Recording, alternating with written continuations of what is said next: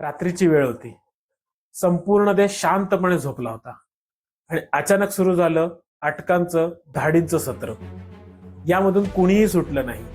विरोधी पक्षनेते असतील, अगदी ज्येष्ठ स्वातंत्र्य सेनानी असतील, त्याचबरोबर स्वयंसेवी संस्थांचे स्वयंसेवक आणि कार्यकर्ते असतील, सगळेजण धडाधड तुरुंगामध्ये डांबले जाऊ लागले. ती रात्र होती 25 जून 1975ची, म्हणजेच बरोबर 51 वर्षांपूर्वीची. त्याच दिवशी इंदिरा गांधींनी आणीबाणी जाहीर केली आणि संपूर्ण देशावरती हुकुमशाहीचा वरवंटा फिरायला लागला. विरोधकांचा आवाज संपूर्णपणे दाबला गेला. या सगळ्या गदारोळामध्ये हळूहळू इंदिरा गांधींच्या एकाधिकारशाही विरुद्ध बोलणारे अनेक आवाज उभे राहिले आणि संपूर्ण देश पूर्णपणे ढवळून निघाला. या अतिशय वादळी कालखंडाचा आढावा घेणारी अनेक पुस्तकं उपलब्ध आहेत. त्यातल्या काही पुस्तकांबद्दल जी मी वाचलेली आहेत आज तुमच्याशी बोलणार आहे. त्यातलं पहिलं पुस्तक आहे द जजमेंट. ज्येष्ठ पत्रकार कुलदीप नय्यर यांनी लिहिलेलं हे पुस्तक आहे. जजमेंट म्हणजेच जो मुख्य निकाल आला होता अलाहाबाद उच्च न्यायालयाचा, तिथपासून या पुस्तकाची सुरुवात होते. इंदिरा गांधींवर सरकारी यंत्रणांचा गैरवापर करून निवडणुकांच्या संदर्भामध्ये काही घोटाळा केल्याची आरोप होते. या पुस्तकाची जेव्हा सुरुवात होते तो प्रसंग आहे इंदिरा गांधींच्या निवासस्थानावरला.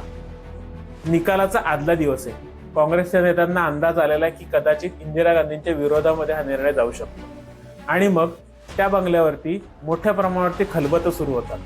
निकाल विरोधात गेल्यानंतर काय करायचं याच्यामध्ये इंदिरा गांधी, त्यांचे पुत्र संजय आणि त्यांनी त्यांच्या भोवती जमा केलेलं कोंडाळं, जे त्यांना भले बुरे अनेक सल्ले देत असेल आणि ते त्यांच्या मर्जीतलं असेल, या सगळ्यांनी मिळून भरपूर मोठी षडयंत्र करायचं ठरवलं होतं.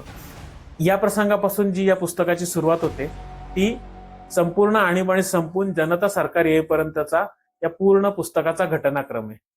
संपूर्ण पुस्तक हे एखाद्या पॉलिटिकल थ्रिलर सारखं, जे खरं घडलेलं पण एखादा फिक्शन वाटावं इतक्या उत्तम पद्धतीने त्यांनी लिहिलेलं आहे. अगदी मी पहिल्या प्रसंगाचं वर्णन केलं त्यापासून शेवटपर्यंत जणू काही त्या ठिकाणी एखादा छोटा कॅमेरा बसवलेला आहे आणि त्या कॅमेऱ्यामधून या सगळ्या घटना टिपल्या जात आहेत असंच आपल्याला वाटत असतं.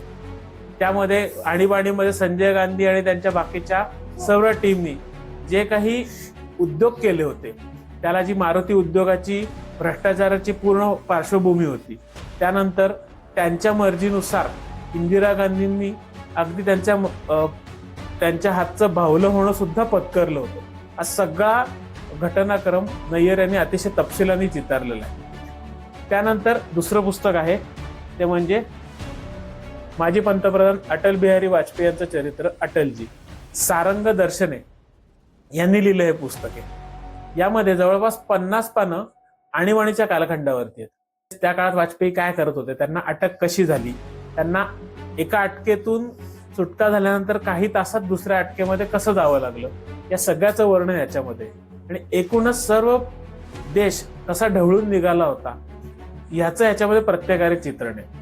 इंदिरा गांधींचा त्यांच्यावरती विशेष रोष होता. अशा स्वयंसेवी संस्थांच्या कार्यकर्त्यांची परिस्थिती काय होती आपल्या सगळ्यांना माहिती की ह्या आणीबाणी विरुद्धच्या लढ्यामधला सगळ्यात मोठा सहभाग हा राष्ट्रीय स्वयंसेवक संघाचा होता. त्यामुळे त्या संदर्भात हे तिसरं पुस्तक आहे. त्याचं नाव आहे आणीबाणीच्या विरोधात 21 महिने. राजन गंधे यांनी लिहिलेलं हे पुस्तक. प्रामुख्याने पुण्यामधल्या राष्ट्रीय स्वयंसेवक संघाच्या कार्यकर्त्यांनी त्या काळामध्ये काय केलं, त्या काळामध्ये संदेश वहनाची यंत्रणा कशी होती, तुरुंगात असलेल्या स्वयंसेवकांवरती काय अत्याचार झाले, त्यांच्यावरती काय हाल झाले, या सगळ्याची उत्तम आणि इत्थंभूत याच्यामध्ये नोंद घेतली गेलेली. त्यासाठी त्या कार्यकर्त्यांच्या स्वतःच्या आठवणी, मुलाखती यामधून हे पुस्तक साकारलेलं आहे. त्यामुळे कार्यकर्त्यांच्या लेवलला, अगदी ज्याला आपण रूट लेवलला म्हणू शकतो, काय कार्य घडत होतं त्या सगळ्याची नोंद ह्याच्यामध्ये आहे. आणि यासोबत आणखीन एक महत्वाचं पुस्तक म्हणजे नरेंद्र मोदी यांनी गुजराती भाषेमध्ये मूळ लिहिलेलं संघर्षमाग गुजरात हे पुस्तक. हे पुस्तक हिंदीत सुद्धा अनुवादित झालेलं आहे. त्याचं नाव आहे आपातकाल में गुजरात. या पुस्तकामध्ये मोदींनी गुजरातमध्ये नवनिर्माण आंदोलन जे सुरू झालं त्यामधून एक मोठा लढा कसा उभा राहिला ह्याचं पूर्ण वर्णन केलेलं आहे. या पुस्तकाची सगळ्यात ज्याला इंटरेस्टिंग म्हणू शकतो अशी बाजू म्हणजे त्याच्यामध्ये अगदी नवनिर्माण आंदोलन ज्या लोक संघर्ष समितीनी पुढे नेलं तिथपासून जमिनीपर्यंतचे कार्यकर्ते आणि यामध्ये जी संपूर्ण उच्च स्तरीय समिती होती ज्याच्यामध्ये नानाजी देशमुख असतील, जॉर्ज फर्नांडिस किंवा एस.एम. जोशींसारखे समाजवादी नेते असतील, तिथपासून ते संघाचे प्रचारक त्या काळामध्ये काय करत होते, सामान्य स्वयंसेवक तुरुंगामध्ये कुठल्या हालापेष्टा अनुभवत होते, या सगळ्याचा मोदींनी अतिशय विस्ताराने आढावा घेतलेला आहे. सगळ्या त्याच्यातली आज खूप जी इंटरेस्टिंग आणि रंजक वाटू शकते पण त्या काळात अतिशय कठीण असलेली गोष्ट म्हणजे भूमिगत राहून झालेलं काम. स्वतः मोदी त्यावेळेस संघाचे प्रचारक होते आणि त्या काळामध्ये त्यांनी इतर प्रचारकांप्रमाणेच भूमिगत राहून काम केलं, वेषांतर केलं.